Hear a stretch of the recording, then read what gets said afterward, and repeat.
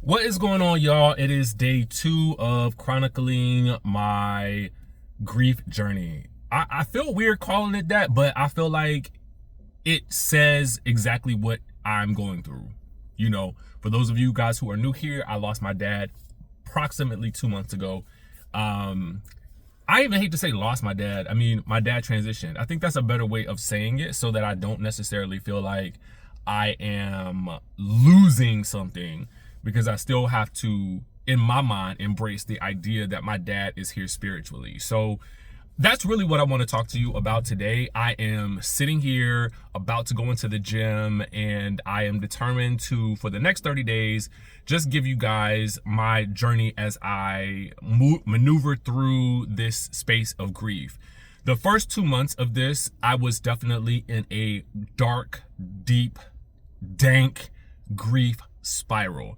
And I wanted to make a video today to talk to you guys about how to manage that grief spiral, because I think for a lot of you who experience grief, just like myself, it takes you through some very, very dark places.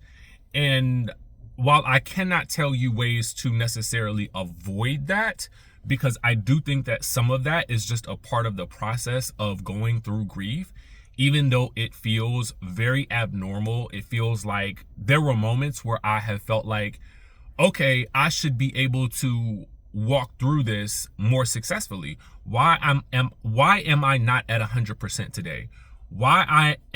I'm recognizing that I'm only at 20%.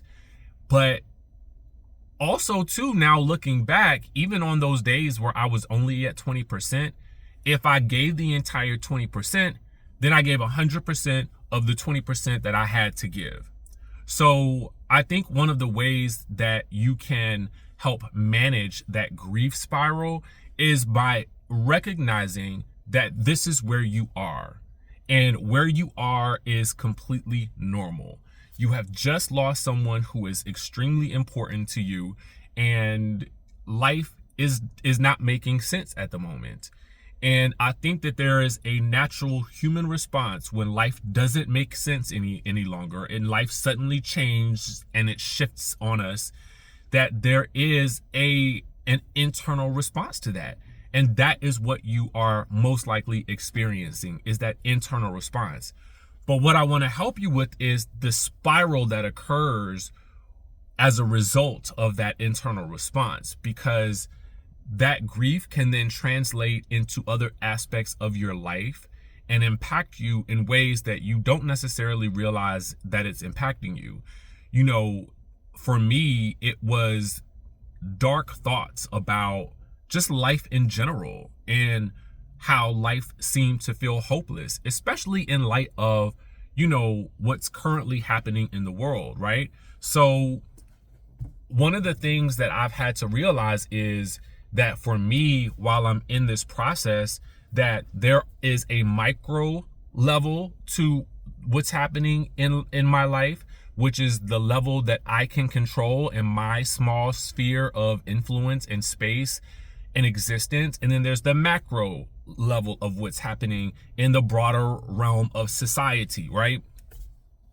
And something that has occurred to me, but it took me about 2 months to realize, is that by controlling the micro level of how I feel and what I do, then that is something that can begin to permeate into the macro level.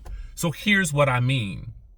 One of the first things that I told you that I did was I started to, if you watch my last video, you will know that I started to record my thoughts whenever I was in the car. Now, I wasn't doing videos. I was just getting out my feelings and expressing myself and talking about, just acknowledging my own selfish thoughts about like what this process has been like for me. And that would be with total disregard to anybody else's feelings. It was my turn and my space to be just completely transparent with myself. And so that was one way that I began to sort of structure and manage the micro level of my own experience, right? Meanwhile, there are things that are happening in society that are still happening, but I have to first start with me. That's something that I realized.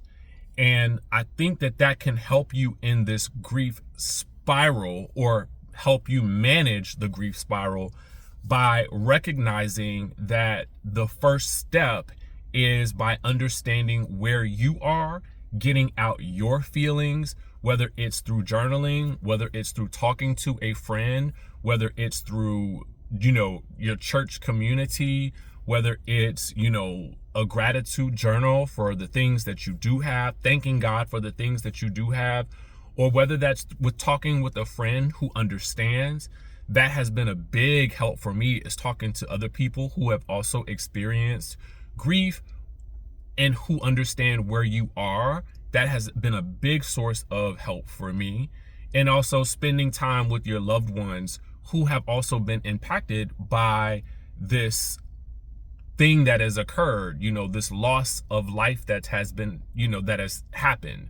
So I think like beginning to manage what you can manage in the best ways that you can manage it, in whatever small ways are possible, is the first step. One of the next steps that I have realized is that I can help influence what's happening at a macro level by also posting about my experience.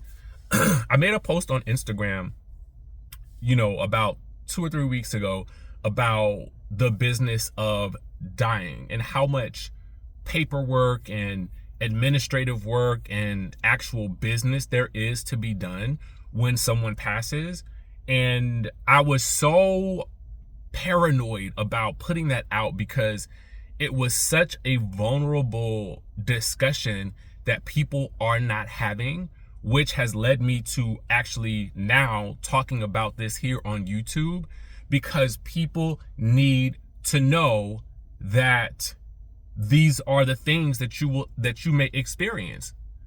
And because no one is really, I can't say no one, but I just don't see a lot of conversation about it. I felt like I can help shape the macro level of society by sharing my micro level experiences that other people can hopefully relate to. And so now I don't feel so hopeless. I don't feel so destitute, and I don't feel like I'm in such a dark place, because I'm now able to channel that grief into something positive. Now, that may be something completely different for you. It could be you want to start painting, or you get involved in some creative pursuit, or you get involved in some level of, some activity that allows you to connect with other people in some small way that just feels good to you. Because now it becomes about, what am I doing to make myself feel better, right? And another thing that I did was I have shifted some of my focus, not only from work, but also to self-care and intentional self-care. So I did find a spa that, it's about $130 per day to go and spend. They have like the Himalayan salt rooms. They have, hot tubs. They have a bunch of pools. They have cold rooms. They have all these different rooms where you can actually go and literally just spend your day or just detox. They have, a bar, they have restaurants, they have rooms where you can actually work. So I think I have a trip coming up, which that to me is, I think, going to be another form of therapy for me. But because I've often heard people talk about travel as a form of grief therapy, I actually want to talk to someone who is a travel agent. She has been such a kind spirit to me, and she talked to me privately about just how she lost someone important to her and how traveling has become like her grief therapy. And I just thought, like, wow, like, you know, what a great way to honor the memory of someone that you love than by exploring these new places and new things that maybe you would have never done before, you know? And I think that that's also a way to, again, doing something that makes you feel good. But back to the spa thing, I'm thinking I'm going to, after I come back from my trip, I think I'm going to get a membership to that spa. It's about $300 for the month. But if I'm going once a week or twice a week, then it becomes something that's worth it. And if I'm working there, then it also can become a workspace, which I think I would be able to possibly write off as a business expense under my business. So I'm just trying to take advantage of all the things that are available to me and things that I'm discovering to help me manage the grief spiral, because it is a real thing. And there were moments, I'm not gonna lie to you, where my thoughts actually were beginning to really frighten me. There were moments over this past couple of months where I was waking up like from nightmares and just having these dreams of, like, you know, just really frightening dreams. I'm not gonna lie to you. But I think that that also happens when you are existing in such a dark space. I think it's easier for you to become, I just think it's easier to, I think you can just become a victim of those thoughts. I think that's the best way to put it. Depending on what your belief is, you know, I think that it's important that you understand where these thoughts are leading you. And I want to help you avoid them because I know where it goes. I know where it goes. So the first thing that I would tell you is you have got to understand that there is a difference between your grief and dark, depressing thoughts that can lead you to a very dangerous, dark place for yourself. Understand that the grief is natural, but don't get lost in the spiral. You cannot get lost in the spiral. And if you feel like you are getting lost in the spiral, then you need to talk to someone immediately. Okay?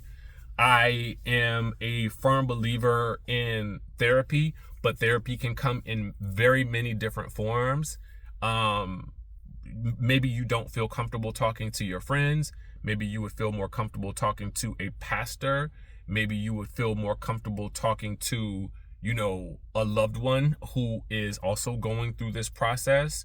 And maybe you guys can be each other's source of strength. Maybe you can talk to, you know, there are grief counseling services that I am literally just finding out about. My church actually has a grief ministry. So that's something that I am going to check out myself, because I just need to have my outlets. And it's so funny to me, the amount of people that have been reaching out to me to let me know that they too are experiencing this. And that lets me know that more people need to talk about this. Now, I initially shied away from having these conversations on YouTube because I felt like I don't want to be spreading a wave of grief. Nor is it that I want to seem like I am looking for sympathy. That is not what this is about. This is about sharing my experience so that someone else can see this and know that there is a light ahead of them. And sometimes you are that light and you don't even recognize it. You are your own light in the darkness. And even though that light may feel dim at this moment, you cannot extinguish that flame. You cannot extinguish that flame. Actually, there is nothing you can do to extinguish that flame, because every day that you wake up and you have breath, that flame still exists, whether you know it or not. It's just that the grief is sometimes clouding your vision and not allowing you to recognize that you are still that light for not only yourself, your family, your friends, but also the rest of the world to see. And I want to say this too. I want to tell you that you don't see yourself the way that others see you. We oftentimes downplay our own impact because so many of us have grown up with this idea, especially if you are a minority. Sometimes we have been grown up with this idea that we have to shrink ourselves so that we can fit in, so that we don't seem like we are shining too bright. And it does us such a disservice because we don't want to come across as bragging. We don't want to come across as thinking too highly of ourselves because we may alienate those around us. But it is at these times that we really do need to understand and recognize that there is a light in you, and this spiral of grief cannot extinguish that light. The more you come to grips with the realization that no matter how dim you may feel that light currently is, that it still exists even in this dark period of time. The goal is to feed your flame. And how do we do that? We do that by recognizing that it exists. We do that by recognizing that every day that you wake up is another opportunity for you to carry on the legacy of the person who has transitioned but is still spiritually with you. You do that by journaling your thoughts, talking to someone who is an available source for you to pour out those feelings.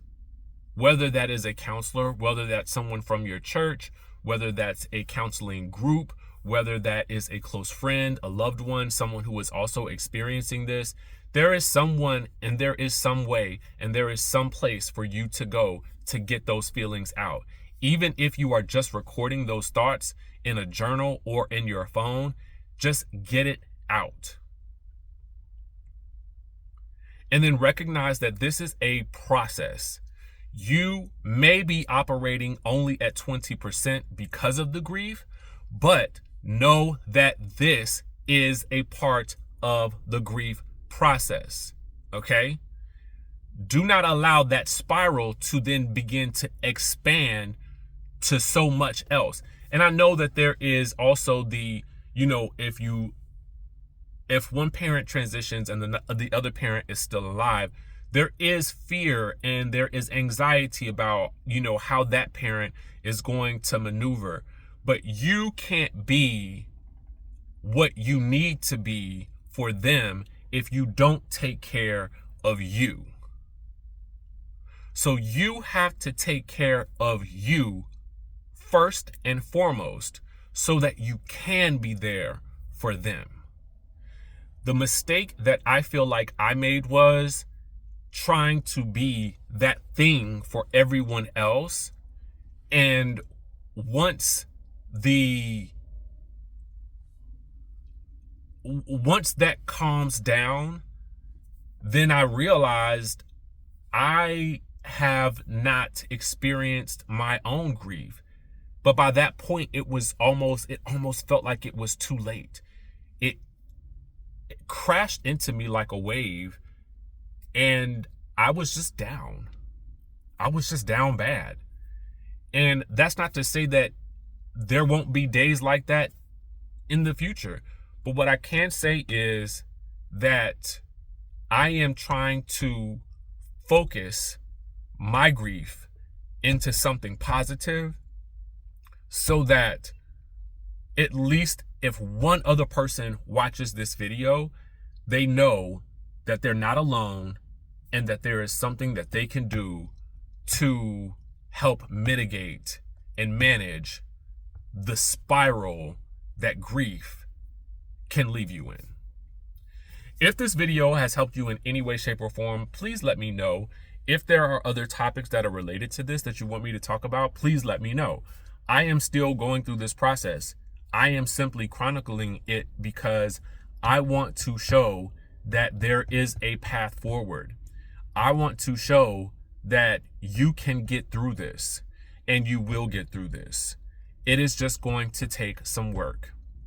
And if we do the work, we will succeed, and we will get through this together. That's all I got for you guys today. If you have not subscribed to the channel, I tend to focus a lot of my content around travel. I love just lifestyle in general. I love motivation. I have a YouTube channel where I talk about reality TV, but that really stems from my news background. I had always wanted to be on Entertainment Tonight when I was younger, so that kind of offers me the opportunity to talk about the reality TV shows and fun stuff. But this channel is definitely dedicated more towards, real life. And real life for me, this is what my real life is currently like. So I can't escape this. I am not going to try any longer. This is the place where God has placed me, and I feel like God has placed me here for a reason. So, and it has also made me realize this: I am not the same person that I was before my dad passed, and I don't think that I want to be that person. I know so much more now, and while I do bear the weight of this grief now, I am grateful because God is taking me to a different place, day by day, step by step, one day at a time. And I am just trying to operate with purpose. So, like I said before, subscribe to the channel if you haven't already done so. And I hope this also influences you to start your own journey of chronicling what you're experiencing, because it can truly help someone else.